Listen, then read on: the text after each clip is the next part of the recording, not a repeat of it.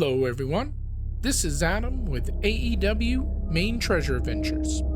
We are on a totally different type of adventure than the norm. The state of Maine has a number of so called haunted walking trails, and we are going to check one out today. Mount Desert Island, or commonly known as MDI, has two of Maine's top 5 most haunted walking trails. The one we are going to today is in Bar Harbor. It's called Compass Harbor. It's one of those ghostly places.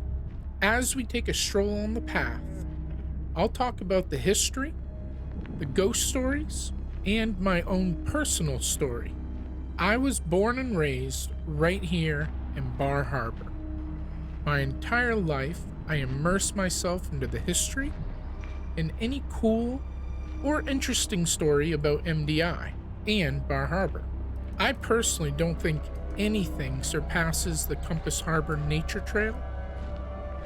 It's less than 1 mile from downtown Bar Harbor. After parking the car, visitors enter into the woods by using a walking trail. As you continue into the woods a short distance, you start to feel a calming silence around you. Early morning, when the fog is still in the air, or at dusk, is the best time to experience the ambiance of this mysterious place.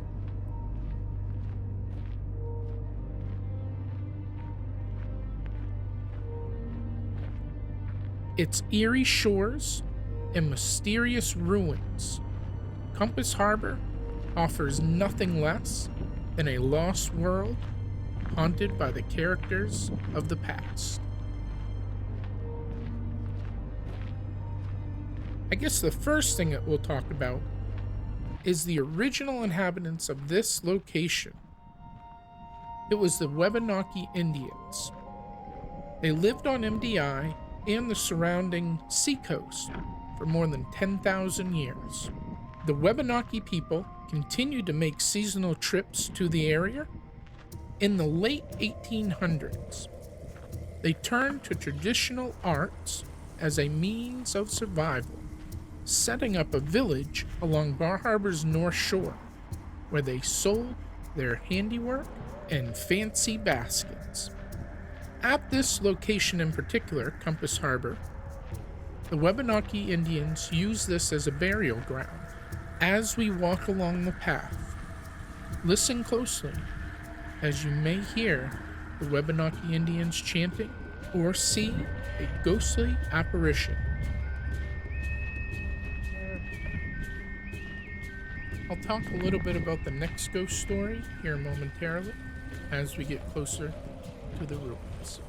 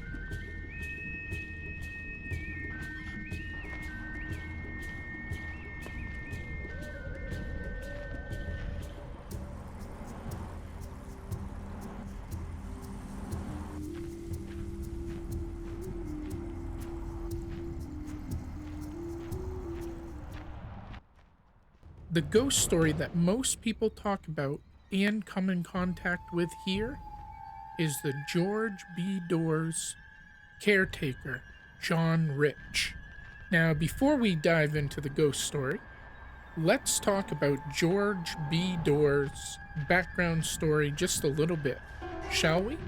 George Bucknam Dorr was born December 29, 1853. He died August 5th, 1944. He was an 1874 graduate of Harvard University. Prior to the Doer's family occupancy, this land was the site of the Cousins Farm. George B. Doer's parents purchased this property in 1868 while on vacation in Bar Harbor.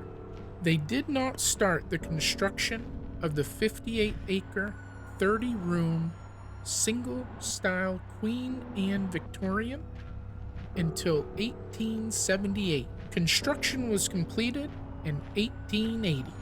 From that point on, George B. Doer lived at this location. Later in his life, he was known as the father of Acadia National Park, along with John D. Rockefeller.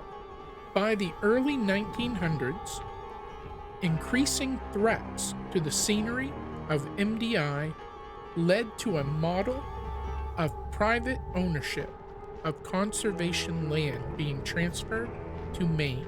The Hancock County Trustees of Public Reservations was created, with Charles William Eliot as president and Dorr as vice president and executive officer. After initial land acquisitions and conservation measures, it became clear that negotiating the varied interests involved would require not a private organization, but rather public ownership and management.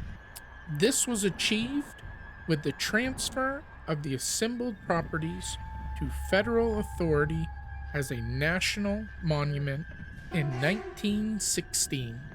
In 1916, President Woodrow Wilson created Surtemont's National Monument.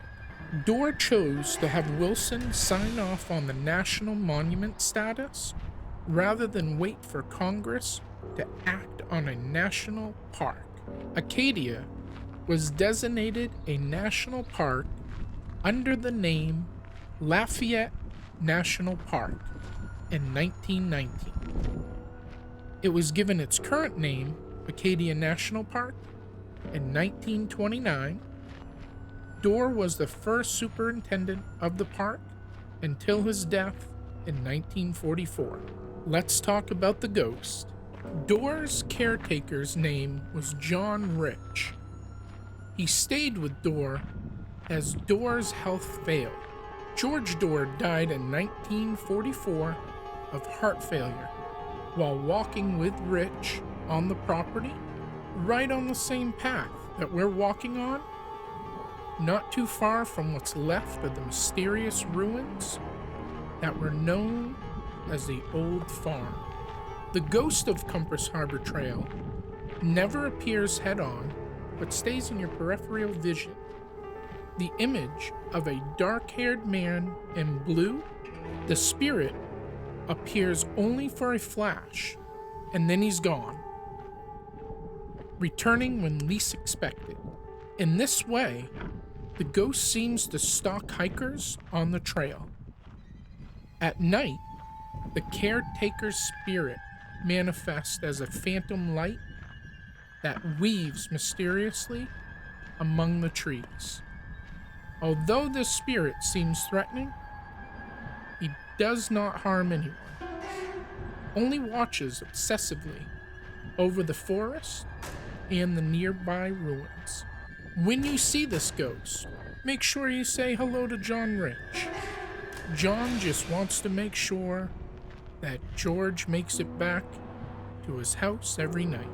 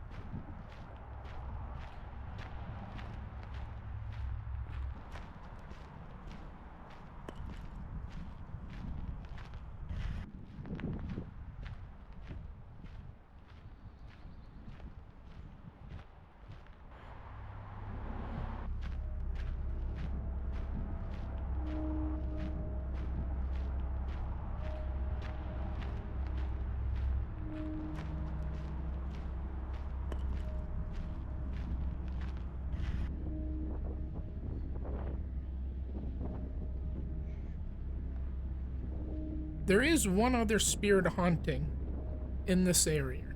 Although she's rarely seen, she materializes at dusk as an apparition of a young woman hurrying down the overgrown avenue, through the haunted forest, and past the ruins of the old farm. Her destination is always the shore, and if the moon has already risen, she can clearly be seen walking down to the tip of Door Point and then, most strangely, disappearing into the sea. It's not 100% clear who the woman is or what happened to make her stay in this area.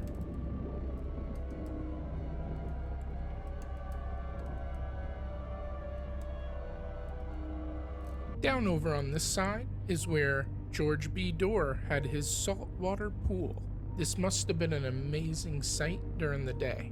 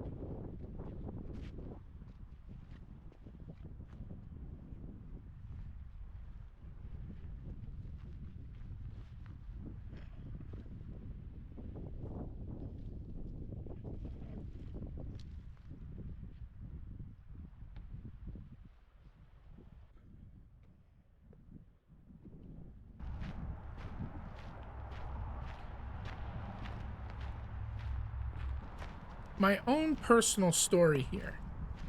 I had always heard of these stories growing up a couple miles away from this spot. I wanted to go on an adventure and see if I could see anything that resembles one of these ghost stories. So a long time ago, my best friend Nick and I, in and around 1994, 5 or 6, I don't remember the exact year, we grabbed my tent, a couple of pool blow-up float pads, a couple of blankets, a few unhealthy things to eat, and 2 2-liter bottles of Mountain Dew. I grabbed my little Kodak camera, waited until it got dark so that no one else saw what we were doing. We set up the tent and camped out on the ruins. Now, we never saw anything, but we heard all kinds of sounds, each one stopping us from talking to listen intently to whatever it might have been. We didn't sleep the entire night as we were sure we would see something. Plus, we really needed to be all packed up and out of the woods before the early morning hikers started into the trail, as we didn't want to get caught. Now, I must say, at the end of this, please don't try and do what I did. It is the park, and you're not allowed to camp in this area now. Nor should we back in the day. But we always wanted to have the best adventures and experience stuff that not a lot of others can say that they did. Also, to think we might have been the first people to stay overnight on the ruins since it was torn down in 1951. I do think that John Rich enjoyed the company. We made sure to remove everything that we brought in and cleaned up some trash that wasn't ours, just to make it better than when we first got there.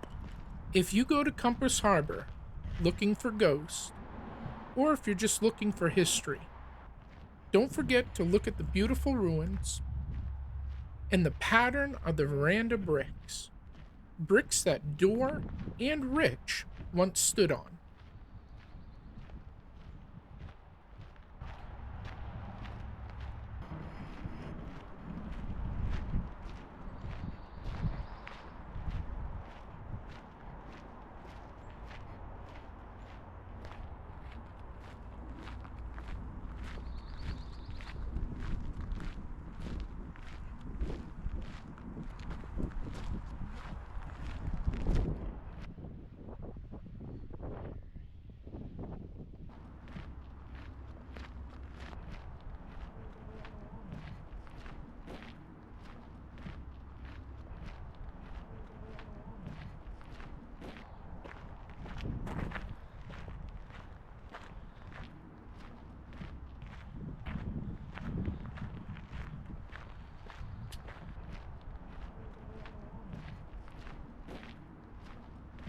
The total distance of Compass Harbor Trail is about 0.8 miles round trip.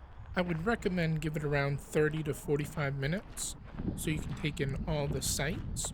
This is open year round and there's no fee to get in.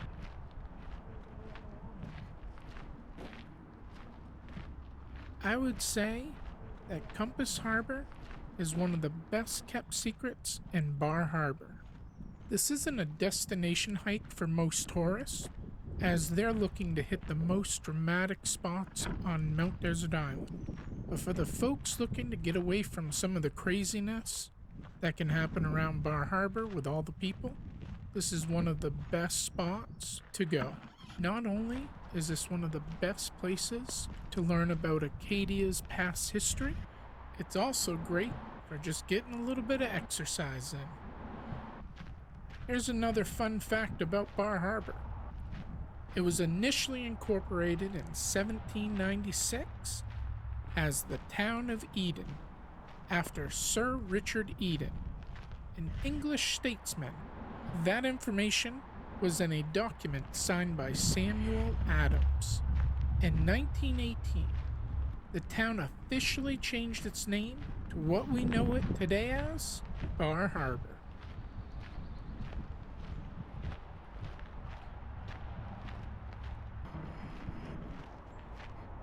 After finishing the trail, I would recommend to go to the Abbey Museum to learn about some of the history on the island before Acadia National Park or Lafayette National Park was ever thought of. After you get done there, right down the street is CJ's Big Dipper. Get a large, which is actually their regular size, soft serve, blueberry and vanilla, ice cream on a regular cone. You will not regret it. Well, maybe you will, but at least you'll be happy. After that, I would head right down Main Street towards the water and hit up Jetty's. They've got some of the best food in town and the best drinks in town. Tell Arthur, Ben, or Bethany that I said hi, and AEW Maine Treasure Adventure sent you. They'll hook you right up.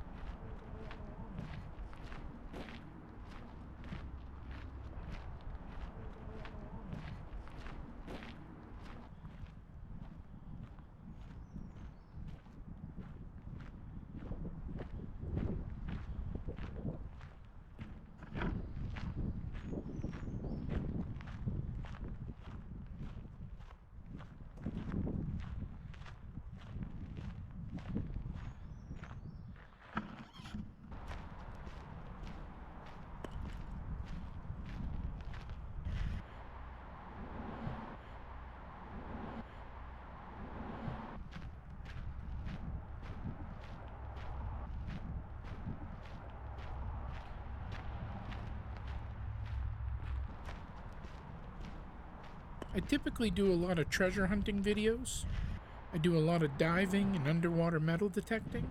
I also show off a lot of cool animals. I would love it if you would subscribe to the channel, hit the like button, share the video if you can, as that helps my content get out to other people.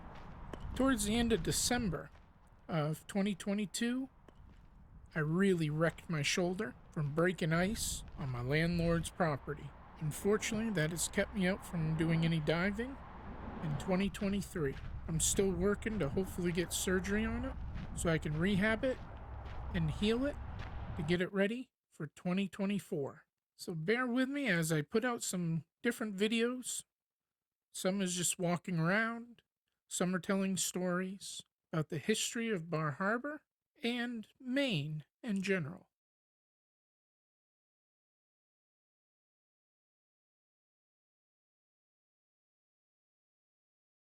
AEW out.